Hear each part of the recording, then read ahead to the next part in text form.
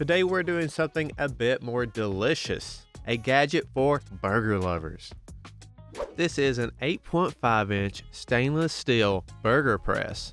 It's built heavy duty with a wooden handle, stainless steel body, and helps you get the perfect smash burger every time. Included in the box is the burger press along with a velvet fabric storage bag. What strikes me first is how solid it feels. The body is sturdy stainless steel, and the wooden handle gives that extra grip while not burning your hand. It's comfortable to press down, and the weight is just right. It's heavy enough to do the job, but it's not so heavy it's tiring. And this thing is designed for smashing burgers. Press down hard and get great contact with the griddle, seal in juices, and get those crispy edges.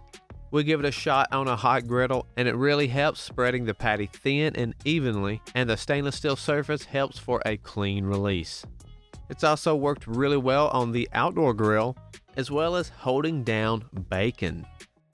With the wooden handle staying cooler than the metal ones, it's definitely a nice touch when you're cooking over high heat. I feel like this smash burger press is a solid tool for any burger lover, and if you're serious about smash burgers at home, this gadget pulls in weight. We have all of our links and details for this burger press located in the description.